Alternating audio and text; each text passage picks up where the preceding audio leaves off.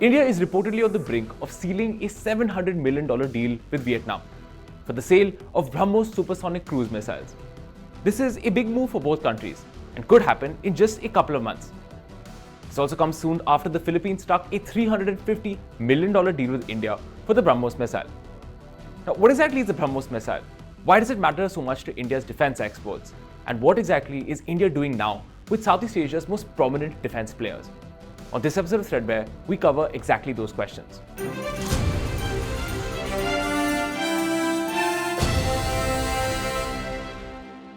So first things first, the Brahmos is a supersonic cruise missile developed jointly by India's DRDO and Russia's NPO Mashino-Stroyenia.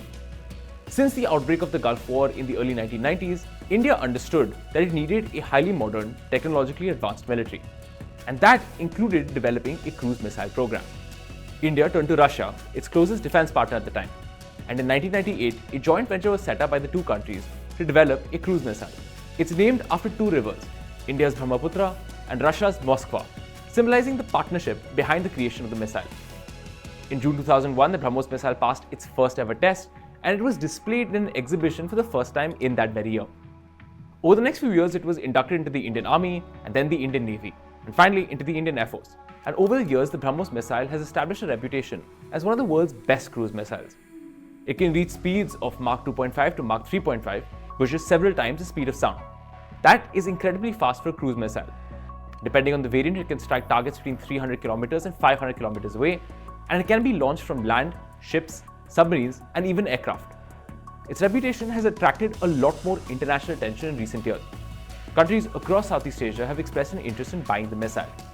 Back in 2022, India signed a $375 million deal with the Philippines to deliver 3 shore-based anti-ship Brahmos missile systems. That delivery is already underway and is reportedly on schedule. And now we're getting reports that a $700 million deal between India and Vietnam for the Brahmos missile could be coming up in just the next couple of months. Vietnam's army and its navy are expected to place orders for the shore-based anti-ship missile version of the Brahmos, which would significantly boost the country's defense against Chinese aggression in the South China Sea. According to several reports, Thailand, Indonesia, and Malaysia have also shown an interest in procuring Brahmos cruise missiles and has been engaging with India for the same. Indonesia and Malaysia in particular are showing interest in the air-launched variety for their Sukhoi Su-30 jets. For all of these countries, there seems to be a consistent strategic problem: China. Over the last few decades, China has embarked on a massive effort to transform its armed forces into the most powerful military force in Asia. This increased military power has allowed China to push its territorial claims in the South China Sea against a whole lot of Southeast Asian countries. China has clashed with almost every major player in Southeast Asia. Indonesia, Malaysia, Thailand, and the Philippines have all clashed with China to protect islands and territories that they see as part of their territory. Now, each of these countries need to modernize their militaries in order to better manage their differences with China. And a number of them have chosen to work more closely with India. With almost every one of these countries, New Delhi has improved its defense relations by launching military dialogues, joint training exercises, and selling more military equipment. And India selling the Brahmos missiles has a strong strategic logic. A number of Southeast Asian countries share India's concerns about China's aggressive policies. As the world's fastest supersonic cruise missiles, the Brahmos missiles will provide deterrence against any attempt to undermine our sovereignty and sovereign rights, especially in the West Philippine Sea, said the Defense Minister of the Philippines back in 2022. Southeast Asia is also looking to bring in new suppliers of defense equipment, apart from their traditional sources of defense supply like Europe and America. They've also got leaders like Ferdinand Bongbong Marcos of the Philippines and Prabowo Subianto of Indonesia, who want to modernize their militaries quickly.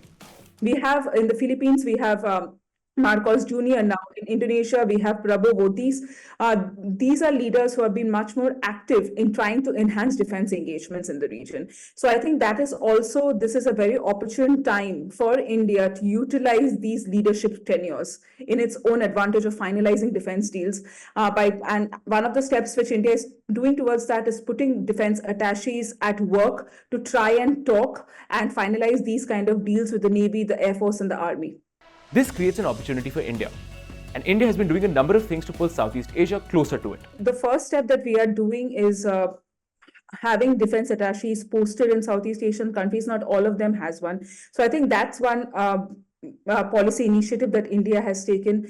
We are trying to do more of defense meetings on the sidelines of ASEAN, for example, probably doing more defense engagements or engaging in 2+2 meetings like we have with countries. Australia or Japan, we can do that, reciprocate that model with countries in Southeast Asia as well. That is another way of going ahead. We saw the very first visit of Prime Minister Modi to Brunei, for example, trying to engage with these non-traditional countries as well, with whom we have not done much during the course of Look East or Act East policy. That is another way to go ahead with things.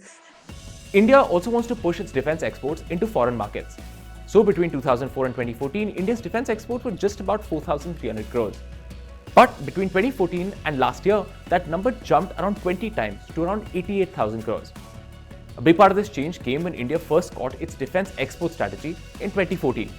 And another change in strategy came in 2020, when Prime Minister Narendra Modi set a target of $5 billion for defense exports by 2025. So selling defense equipment to Southeast Asian countries is a pretty key step in that direction. It also helps India establish itself as a strategic player in an important part of the world. Southeast Asia is currently operating in the shadow of a showdown between America and China, but India's position as a more neutral player allows a lot of Southeast Asian countries to work with it without creating too much controversy.